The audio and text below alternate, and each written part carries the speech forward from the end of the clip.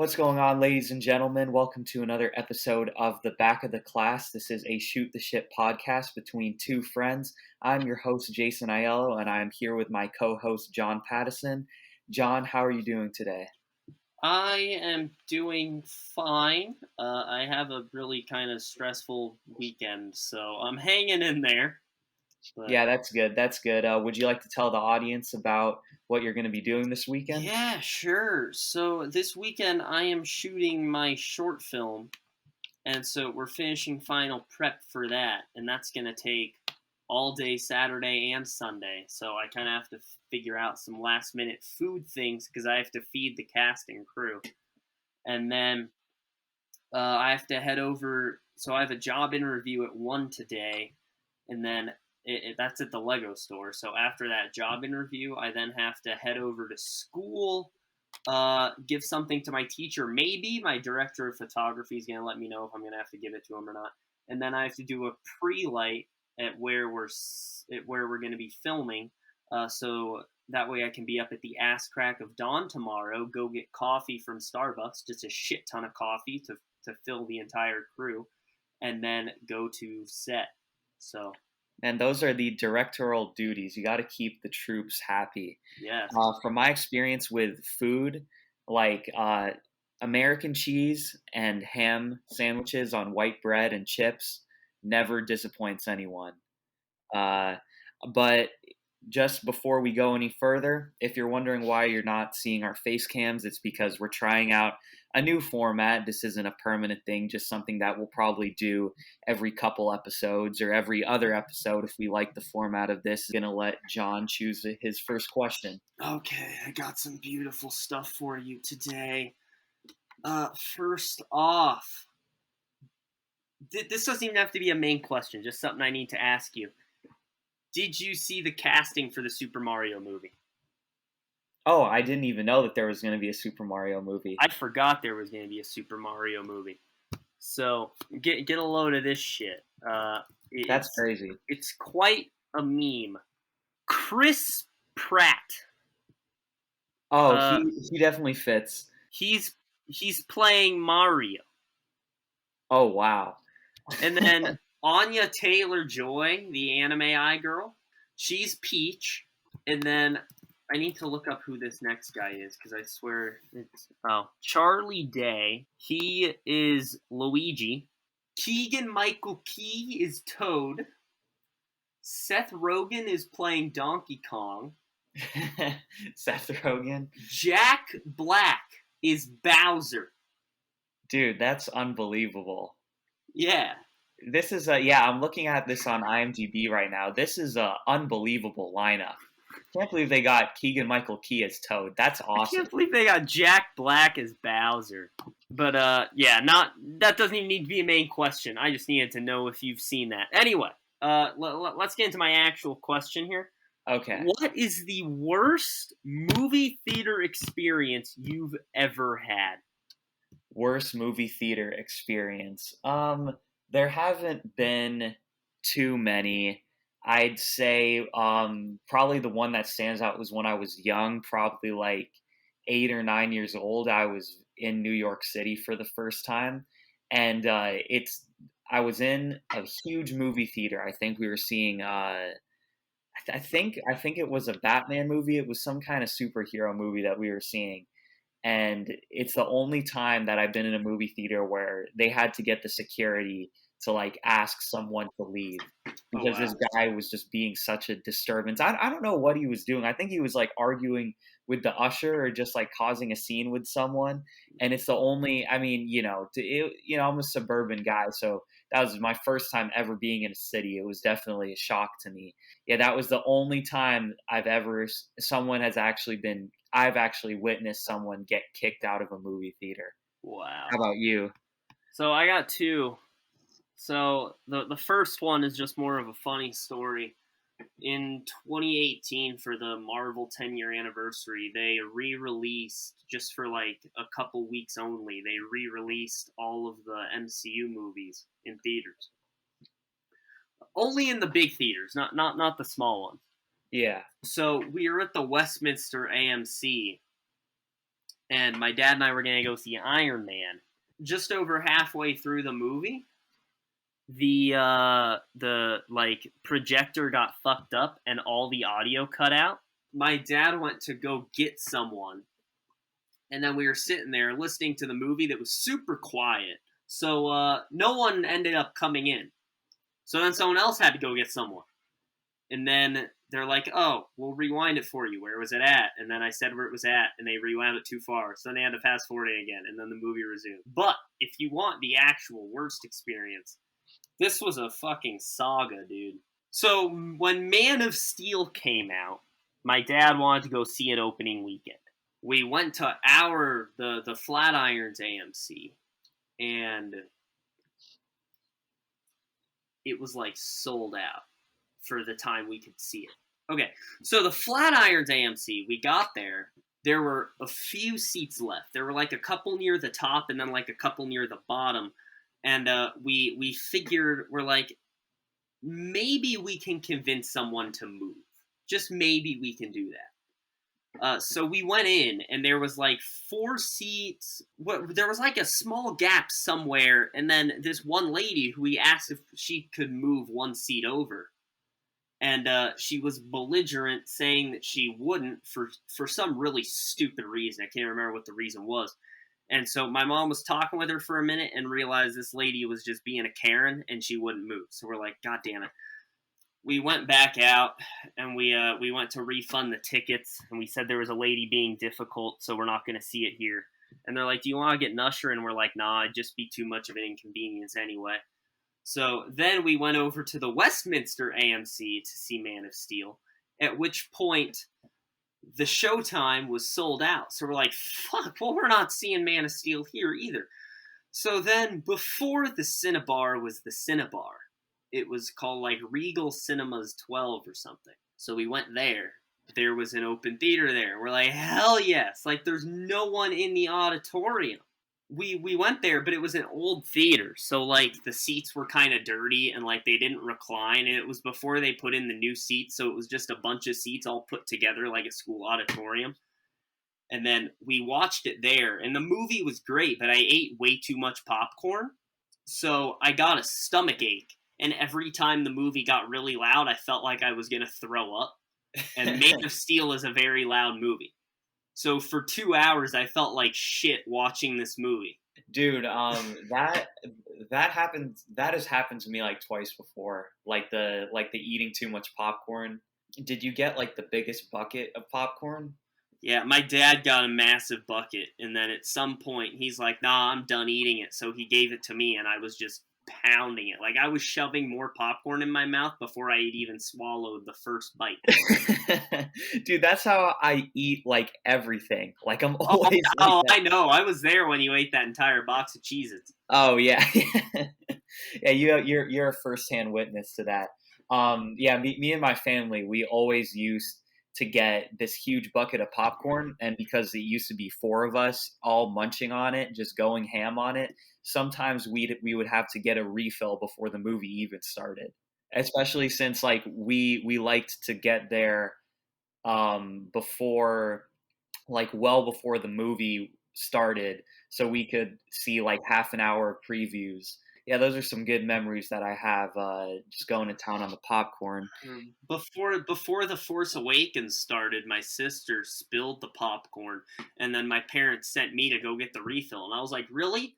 The one who cares the most about Star Wars is the one who you're going to make leave and get popcorn? In my opinion, right, like, you break it, you buy it, you spill it, you refill it. Yeah. I mean, why didn't they send her? Because my sister's shy, so she won't do things. And my argument is, well, she's going to have to learn how to talk to people at some point, so it might as well be now. Then they just yell and tell me to do it. So I rushed, and I hauled ass to the front. I was like, please refill this quick.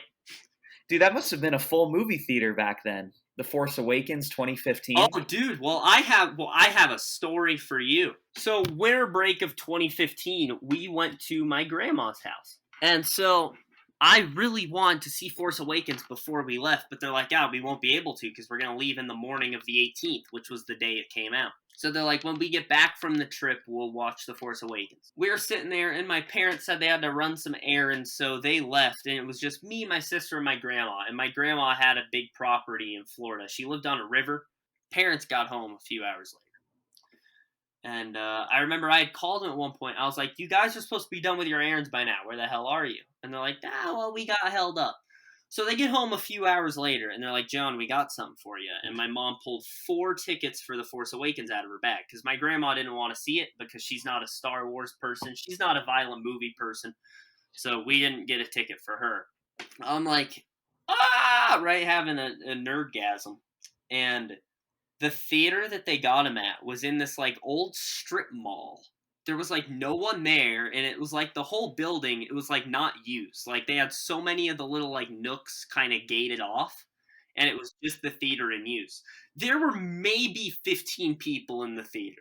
It was so nice. There was barely anyone there. It was just like a small theater? Yeah. Or just, I've actually never been in like an actual small movie theater. Like every movie theater I've been in has been an AMC or a Cinebar. I don't think I've ever been in a theater that small, but I will say though, recently, like going back to the beginning of 2020, before COVID even happened, I haven't been in a packed movie theater in a very, very long time. Like last time it was probably packed was probably when I saw Force Awakens. I guess Endgame was like it was pretty full when I saw it. Endgame is the best theater experience I've ever had. Yeah, well, I fell asleep, but for reasons that I can't disclose. It wasn't because I thought the movie was boring. That's neither here nor there. But at the seeing of Endgame, I did buy a pretzel the size of a steering wheel, which is easily one of the best investments I ever made, and also one of the coolest things that AMC offers for sure. It's called I don't think they still have it, but it's called like the Bavarian Giant or something like that.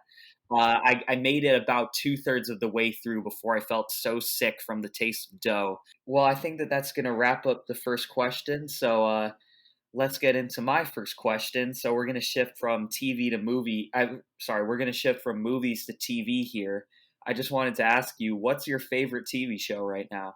I mean, I'm rewatching Game of Thrones, which season 5 is a good season, so. Okay, so currently watching right now, we'll go Game of Thrones. In general, it's a show I still need to see the final season of, but Daredevil is so goddamn badass.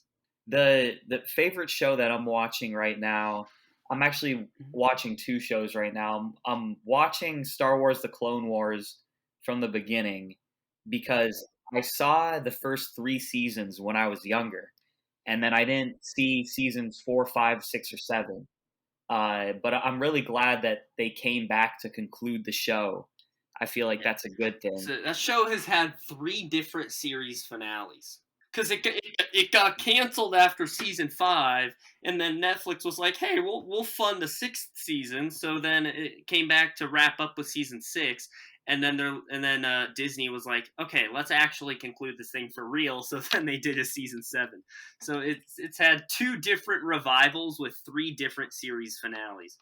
Yeah, it's definitely one of the best cartoons that Cartoon Network has ever had. It is, and it gets so dark. Like the first 2 seasons are for children, and then just 3 and on, it's like, oh my god. Yeah, it's like even in season 1, I think I said this in a previous podcast, but there's an episode where they say "What the hell," and I was like, "This is a kid show." Like I was like, it just really caught me by surprise. The ending of season 5 breaks me. Not because it's bad, just like emotionally, it ruins me. I'll keep that in mind as I make my way through the show. I'm coming towards the end of the first season. I just made it past the episode with that one really fucking annoying leader of that tribe. Like I can't remember the names of them. Terrible with memory, but they're the people. They're the peaceful people who live on the planet. Like it's like the lemurs or something like that. Yeah, I know what you're talking about. Yeah, yeah. It's like the leader who refuses to fight, and he's literally says like, "Well, if all my people get slaughtered, at least I honored my philosophy." And it's just like really, it's just like really stupid. But like the point of the episode is to show that not everyone views the Jedi as protectors.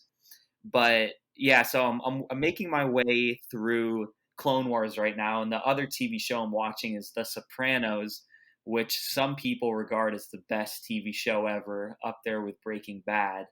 But The Sopranos is definitely a lot different from the Clone Wars, especially since I'm just on the first season right now. It's very, very gritty, very realistic. So sometimes I have to watch Clone War. I always watch Clone Wars after The Sopranos just so I can take the edge off. Because sometimes Sopranos really just leaves me in like a depressive, angry See, state. what we'll see pretty soon. You'll be watching The Sopranos to take the edge off after you watch the Clone Wars. Yeah. Both one thing that both of those shows have in common that I know, well, I actually didn't know that about Clone Wars, about it getting darker as it goes on. But the same thing is with The Sopranos, and the first season right off the bat is pretty intense. But I was reading YouTube comments, and someone was saying that season 6 of The Sopranos makes season 1 feel like a sitcom. And I think that that's hilarious because season 1 is already pretty gritty. So I don't really know what exactly I'm in store for here watching both of these shows at the same time, but I do know that it is going to be emotionally draining to some extent. Yep. Yeah, wait until you get to season 5. I will say this about Clone Wars before we move on into the next question. Like, Clone Wars really does justice to the legacy of Anakin Skywalker. Yes, it does. Because the movies, as I think we've discussed this before, but it was hard for George Lucas to fit all the things that he wanted about Anakin into those movies, and it didn't always come off the right way. And that's why, like, the audience in the movies, it was harder for them to feel bad for Anakin as he makes the transition to Darth Vader. But in in Clone Wars, you really see how good of a general he was, how much he cared about his troops, and just how much of a badass he was. Like, yeah, like he took risks, but like 9 times out of 10, they worked out in his favor. So you really got to see how gifted he was. And it makes you feel worse for him because you really get to see the compassionate side of him and how much he just gets screwed over by the Jedi Council and by the people around him. But with that being said, let's transition into your second question. Oh, sticking with the idea of worsts. So many of my questions here are just about worsts. Yeah, Uh, my second question is also about a worst. oh, cool. What's your worst restaurant experience? So, worst restaurant experience, I like there's the typical stuff that I could name, like the rude employees, just the person being a pain in the ass in front of me in line. But my personal experience where I was genuinely felt like I got gypped by the people at the restaurant was I was at this Chinese restaurant, and they had these pork Shanghai rolls, like those little fried spring rolls, Mm-hmm. and I ordered them, and because I thought that they were going to have pork in them, and when they came to my table, I bit into one, and it was all vegetables. So then I called the lady over, and then I was like, "Hey, I ordered the pork spring rolls. Where is the pork in this?" And then like she was just like, "Oh, it's in there," and I was just like, "No, it's not. This is all vegetables." And then like she's like, "Yes, it is. Look." And I looked, and this pork is like barely bigger than the size of an atom. It's like a pork molecule, and I'm like, seriously? And there's like 4 pork molecules in there, and I'm like, this is the pork spring roll? And then I was like, can I like fucking refund for this? Like, this is unacceptable. Like this isn't pork. This is a vegetable spring roll with pork dust inside of it. It's a restaurant business, family owned. They're gonna be stingy. They're not going to be that forgiving with it. So I just had to let it go. But that's the first worst restaurant experience I've had. I tell you guys the worst fast food experience I've had, and John was actually present for this. It was when I went to a Taco John's in Wyoming, and they loaded up my burrito bowl they drowned it in a sea of sour cream. It was so disgusting. it was honestly a big letdown because I looked over and John was munching down on these delicious hard shell tacos, and it made me feel so stupid because I love burrito bowls, and I figured, how can you mess up a burrito bowl? It's all you have to do is just not put that much sour cream in, and they did. So that was definitely a huge letdown for me in the fast food department. But what's your worst restaurant experience? I haven't had too many awful restaurant experiences. I mainly just wanted to ask this question to see your story. But Okay. I will tell you an annoying restaurant experience. I was at Spice China, and the lady that they had refilling the water glasses Yeah. clearly had no clue what the hell she was doing. So she'd come in with the water jug. Now she'd like start pouring it just before it got to your glass. So by the time the water came out, it like a bit of it ran down the side of the glass and then the rest went into the glass. And then when she stopped pouring the water, she didn't move the jug up and then take the jug away. She moved the jug away from the glass, then stopped pouring. So she would pour water all over the table and into our food. Dude, that's fucking ridiculous. Like, what the fuck, lady? Wait, was she young or old? Middle age, just this middle aged Asian woman. But wow, that's surprising to me that this wasn't like clearly a person who this was like their first job, or clearly a person who they were working well past their prime. Yeah, that's just like fucking that's not even restaurant or job experience. That's just fucking common knowledge. Uh-huh. But she would. I'm just laughing envisioning this. Water all over the damn table and into the food. Like she poured it into my fried rice, Jason. Dude, that's terrible. Dude, that's terrible customer service. You gotta go at them on Yelp for that shit.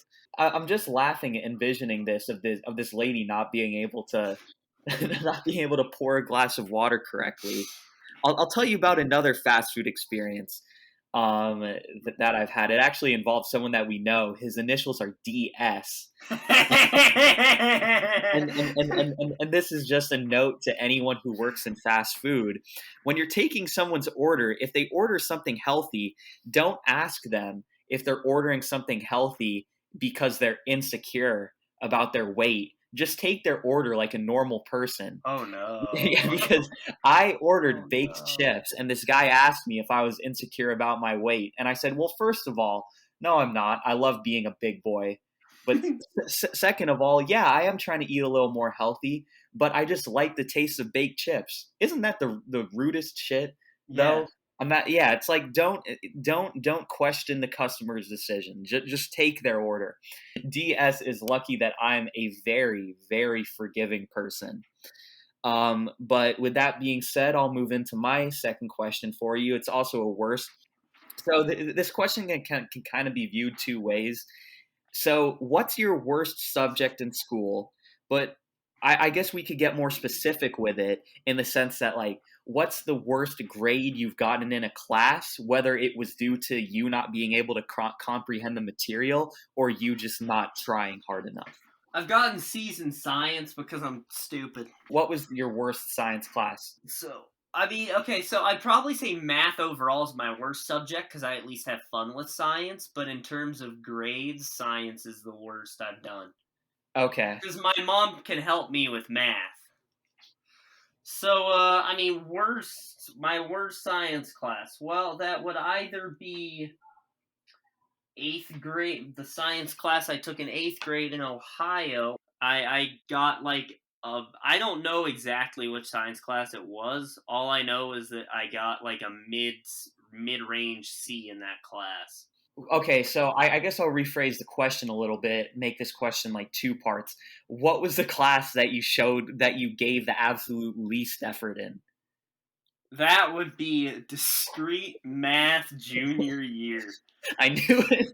I knew it. That is definitely up there for me. I am a master procrastinator, so I'm not exactly sure where discrete math falls in the rankings for me for classes that I've shown the least effort in, but it's definitely top three. It's for sure top three because, dude, every day I just wanted our teacher to shut the fuck up so badly, just so we could get to the working in groups time and we could sit at the back of the class. But some kid dude, this one kid, he would raise my blood pressure every single time he raised his hand. He goes by the initials MK. Every time, just when I thought the lecture was going to be over, MK would have to raise his hand and extend the lecture. I wanted to sock this kid in the fucking jaw every single day.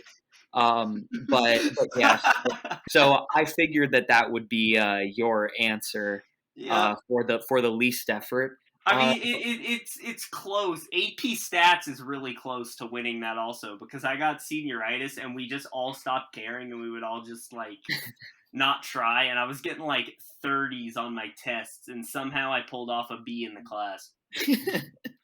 yeah, that is just some teachers are just very forgiving with like the non wait, what do you call it? It's like it's like the way that their class is set up is that like you can be shitty on the test, but as long as you hand in on the homework, you'll be fine. Yep. Well, shout out to all the teachers who do that. And my teacher did retakes too. I got a 32 on a test, retook it, and got a 64. Actually, it's not really a retake. It was test corrections. He said if you do the test corrections and you show your work, he'll like kind of double the grade. So I did a 32 with test corrections. It was a 64. I see. Dude, Yeah. that always felt me that always made me feel the stupidest when I would do test corrections and only get like 2 points back.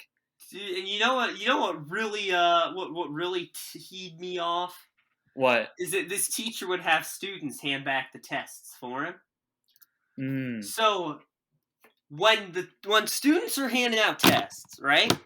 And then they get to mine and it says John Pattison 20%. And then they're like, "Whoa, John, what the hell happened?" Because this dude named JJ, those are his initials, was really loud and obnoxious, and he loved, and so he took great pleasure for some reason in pointing out that I got a 20 and saying that really fucking loudly while passing out the tests. I will say this is a universal thing. If the teacher hands you your test back facing down, you're doomed. Yep. You're fucking screwed. That is one thing that's like totally different about college is that like, well, I don't know how it is at your school, but like so, a lot of those aspects that we were so used to from elementary, middle, high school, a lot of them are different in college. I do have a question for you before we actually get to Okay. the question. Do you have a Daisy Ridley versus question? I actually don't this week, but so we'll save that for next week. Okay. We'll save that. Yeah. So, what's the dickiest thing that one of your parents or a family member has done in recent memory? um. Ooh, I have to be careful with my words here. Don't want to speak too ill on my family. There are some questionable choices that my parents have made. I'd say, well, actually, most recently, I'd say my uncle is like and I don't even care if he hears this because I'm not a big fan of my uncle. He's the biggest instigator in the universe. Like that's all I gotta say. Like this guy starts the most shit that I've probably ever seen with a person, which really says something for a 50-year-old man. But he did buy my car off me for $500. So hey, everyone has a purpose. How about you? Oh, this happened 2 days ago, and this is why I decided to have the question. Okay. So, my mom almost gave me a panic attack. Like a legitimate panic attack. Okay. So, my sister had a college essay she was writing, and she wanted me and my mom to read over it, and we loved it. So we were doing some peer review thing that was required for some reason. Her teacher gave us homework. So my mom was filling out, and I was telling her stuff, and I was like, I think I have a blackhead on my nose. And I was like, I don't want that in there. And so my sister is one of those people who has a popping fetish. What? Like a pimple popping fetish. Oh, okay. Yeah. And so I was like, hey, sis, can you take this out for me? Because she'll do it clean and she'll do it quick. And it required me to not have to get up off the sofa. And so, well, then my mom decided to get involved. So, like, when I was little, I would get, like, little spots on my body that she would, like, pluck out with tweezers. So, basically, if she were to take one of those out, she would look and find more and then spend the next hour trying to get everything out. So, she like, once she starts, she just doesn't stop. Mm-hmm. And so she's like, "Oh my god, I'll do it." My sister was like, "No, I'll do it." Anyway, so they were arguing, and it resulted in both of them deciding they were going to tag team this thing in my nose. And so the story gets kind of gross. So if you want to censor any of this, go ahead. Okay. So I'm sitting there. My mom has her hand on my head and they're trying to work this thing out. Anyway, the moment it pops out, I feel it, and then they go like, "Ah!" Right? Yeah. So that makes me get squeamish. And so then that's done. I'm like, "Great, let me go." And they're like, and my mom's like, "No, I found another one." So I'm like, "God damn it. Now she's going to start doing this." And so what's happening now is I'm being held down, uh, feeling claustrophobic because I have two people's faces right there, and then they're poking and prodding at me. And so I started to not feel good. And so I was like, "Mom, I'm not okay." Like after a few minutes, I was like, "I'm not okay. I need to leave." Well, my mom apparently took great joy in that, and she started laughing through my pain, just laughing at me. And so I was feeling like shit, and I started saying like, she's like, she was like, "Shh," every time I was trying to tell her I wasn't okay. And then at some point I had to switch from that to I need to leave, like I need to move. And she was like, "No, don't move." And then I would try to get up because I'm running out of things to say. So I'm like, I'm just gonna have to get up. So I tried getting up, and she would grab my hair and yank me back down, and then pin me back down. And so uh that's like my I started just feeling off, like in general, like my legs weren't feeling good, my arms weren't feeling good, I was getting a slight stomach ache. And so then I started like kicking and swinging my arms. That didn't work. My mom just kept laughing and said, "Stop moving," and then kept poking my face. And so then I say, "Someone get dad," because I knew if my dad came he would shut it down. No one got dad. um um so finally, they finished, and I was like, they got another one out, and they're like, "Okay, you can sit up for a second." So I sat up, and I was breathing really hard. Like the signs were all there that I wasn't okay, and my mom just didn't care. So Yeah. then they're like, "Okay, last thing, we do need to rubbing alcohol you down so nothing gets infected." I was like, "Okay, fine." So my sister did that, and then when she finished, my mom thought she found another one. There wasn't one, by the way, but then I started yelling "stop" really loudly. And when that didn't work, because it didn't, she said, "No, be quiet." Then my sister finally had to step in and say, "No, Mom, stop," for them to finally stop. And so then I got up and I like jumped in the shower immediately and like calmed down because I was freaking out. My sister kept saying numerous times that my mom should stop, and she just wouldn't. And so then I was telling my dad the story. And when I was little, whenever I wasn't okay, I would say, "I'm not comfy." Yeah. And so my mom was like, "Well, you should have said I'm not comfy." And I was like, would it have mattered? Because I was clearly not okay and you kept laughing. Yeah. So I got all pissed off. Yeah. Naturally, because my mom almost gave me a fucking panic attack. So she just like wouldn't just like get off you to when she was No, trying to she get you. wouldn't. She would keep pinning me to the sofa and poking at my face. Well, next time just say that you're not comfy. I guess that's your safe word. Yeah, I guess that's what I have to say, apparently. When you get a girlfriend, like I think that "I'm not comfy" should be your safe word.